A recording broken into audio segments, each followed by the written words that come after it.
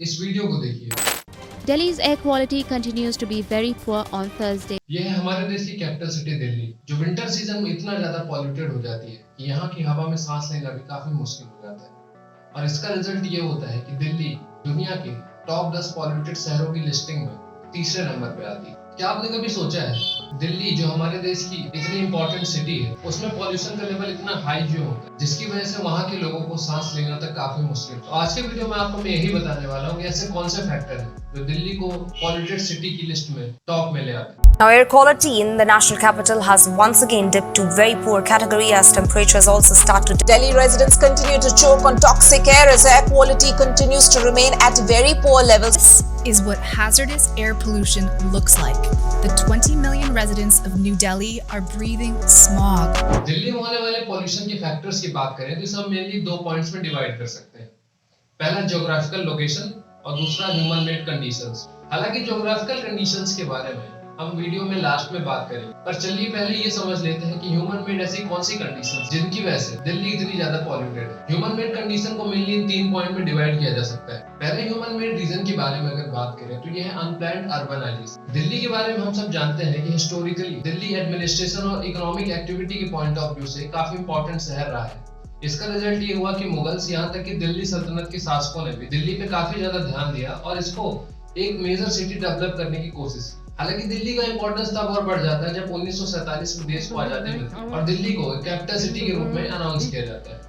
इसका रिजल्ट ये होता है कि नॉर्थ इंडिया के कई सारे राज्य जैसे पंजाब, राजस्थान, उत्तर प्रदेश, यहाँ से कई सारे लोग अपना फॉर्चून तलाशने के लिए दिल्ली में धीरे धीरे सेटल होने आते हैं, जिसकी वजह से दिल्ली की आबादी लगातार बढ़ती रहे। पर आयरनी की बात यह है कि दिल्ली की बढ़ती पॉपुलेशन और आउटवर्ड ग्रोथ के साथ दिल्ली की अर्बन प्लानिंग उस हिसाब से नहीं की गई, जिसका रिजल्ट ये हुआ कि दिल्ली के अंदर कई छोटे छोटे शहर बन गए जिनकी आपस में कोई भी कनेक्टिविटी नहीं। और ये ट्रेंड आज तक चालू है, जिसकी वजह से दिल्ली आउटवर्ड ग्रो कर रही है और कंस्ट्रक्शन एक्टिविटी लगातार चलती रहती है। इसकी वजह से कंस्ट्रक्शन एक्टिविटीज दिल्ली में एक इंपॉर्टेंट रोल प्ले करती हैं दिल्ली के एयर पोल्यूशन को बढ़ाने की। पर जैसा कि हमने बात की, दिल्ली एक बड़ा शहर है और उसके अंदर कई सारे छोटे छोटे शहर बस और इनकी कनेक्टिविटी इतनी पुअर है कि एक जगह से दूसरी जगह तक जाने के लिए लोगों को काफी ज्यादा स्ट्रगल करना पड़ता है। इसको हम एक एग्जांपल से समझ सकते हैं कि मुंबई में अंधेरी से चर्च गेट तक जाने के लिए ट्रेन से ऑलमोस्ट 45 मिनट लगते हैं, पर यही सेम डिस्टेंस दिल्ली में कवर करने के लिए हमको ऑलमोस्ट 90 मिनट्स लगते हैं। तो हम देख सकते हैं कि दिल्ली का जो पब्लिक ट्रांसपोर्टेशन सिस्टम है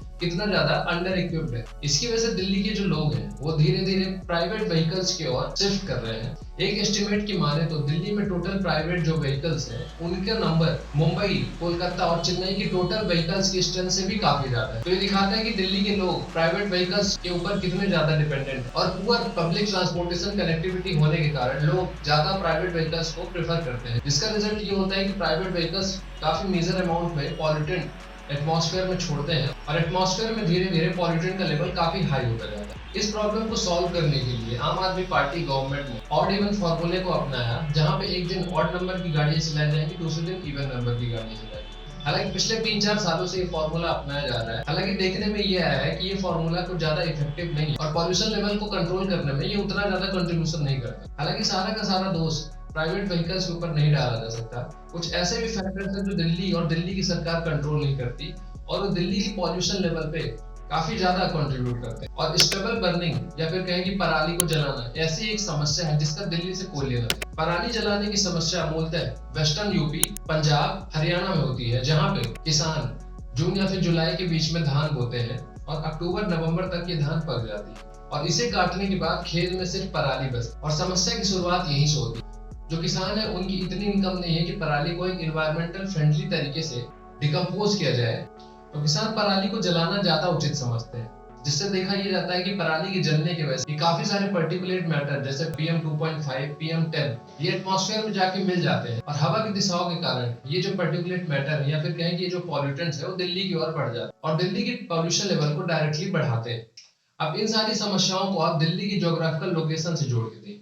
हालांकि अगर दिल्ली की ज्योग्राफिकल लोकेशन कुछ और होती, दिल्ली अगर अपने देश के साउथ में होता या वेस्ट में होता या फिर ईस्ट में होता, तो इन कंडीशन से बचा जा सकता। पर ज्योग्राफिकल कंडीशंस के कारण ये सारी घटनाएं या फिर कहें कि ये सारे फैक्टर्स जो हैं वो और ज्यादा इनहैंस हो जाते हैं। सवाल उठता है कि ज्योग्राफिकल लोकेशन कैसे दिल्ली के पॉल्यूशन लेवल को बढ़ाने का काम करती है। दिल्ली की जब लॉन्गिट्यूड और लैटिट्यूड की बात करें तो Delhi almost 29 degree north latitude में स्थापित है और विंटर के समय यहाँ पे हाई प्रेशर बेल्ट बनता है, जिसकी वजह से हवाएं जो है वो स्थिर हो जाती हैं और ज्यादा मूव नहीं करती, जिसका रिजल्ट ये होता है कि दिल्ली में जो पॉल्यूशन का लेवल है वो पूरे विंटर में लगातार बढ़ता जाता है। हालांकि ये भी देखने में आया है कि जैसे जैसे विंटर सीजन जो है वो बीतता है, वैसे वैसे पॉल्यूशन लेवल कम भी होता जाता है। इसका मेन रीजन यही है कि सूरज के साउथवर्ड शिफ्ट की वजह से जो हाई प्रेशर बेल्ट है वो दिल्ली के साउथ की ओर शिफ्ट होने लग जाता है और हवाएं जो है मूव करने लग जाती हैं, जिसका रिजल्ट ये होता है कि दिल्ली का पॉल्यूशन लेवल धीरे धीरे कम होता जाता है। अब रही बात गवर्नमेंट द्वारा किए गए कामों की, तो ये दिखाई देता है पिछले 4-5 सालों में कि ऐसा कोई आमूलचूल परिवर्तन नहीं आया है और लोग अभी भी पॉल्यूशन के कारण अपनी जान गंवा रहे हैं और काफी ज्यादा गंभीर बीमारियों से जूझ रहे हैं। तो आज के वीडियो में बस इतना ही, पर जाते जाते मैं आपको कहूंगा, अगर आपको हमारा कंटेंट पसंद आता है तो चैनल को सब्सक्राइब जरूर करें और बेल आइकन को दबा दें, जैसे ऐसे इंफॉर्मेटिव वीडियो आप सबको समय समय से मिलते रहे। Thank you.